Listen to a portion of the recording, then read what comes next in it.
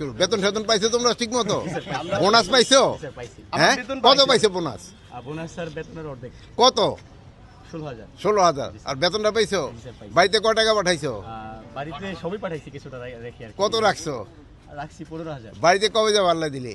বাড়িতে স্যার ঢাকাইতে মানে মা বাবা ঢাকায় থাকে? সবাই ঢাকায় থাকে। যারা গ্রামের বাড়ি কোনটা? গ্রামের বাড়ি কিশোরগঞ্জ। স্যার আপনি যেই হারে অভিযান কভার করা শুরু করছেন আমরা তো ভিডিও নাও, আমাদের ভিডিও নাও। ছুটি ক্যান্সেল করে দিয়েছি। সিঁড়ি করে কিনতে তা আমি ঠিক আছে অভিযান চালানো বন্ধ করে আপনার জন্যই স্যার বিশেষ করে ছুটি বন্ধ করে দিয়েছি। আমার জন্য বন্ধ করে স্যার, দিচ্ছি। স্যার, স্যার, গতকালকে থানা পরিদর্শন করলেন, আজকেও করলেন স্যার। আসলে আপনার এই অ্যাক্টিভিটি স্যার আমরা দেখছি যে কয়েকদিন ধরে আপনি বিভিন্ন জায়গায় যাচ্ছেন, বিশেষ করে থানায় আসছেন।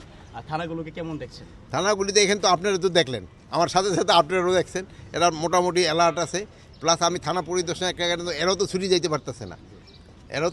পারতেছে না, এদের খাওয়া দাওয়া থাকার ব্যবস্থাটা ঠিক আছে কিনা দেখা।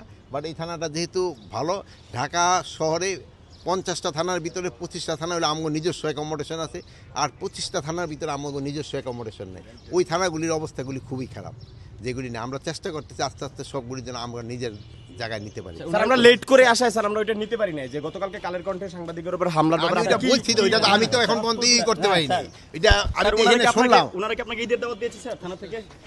ওনারা ঈদের দাওয়াত দিয়েছে আপনাকে? আমি তো অগৈ অংশ, আমার আমি দাওয়াত দেবো কেন?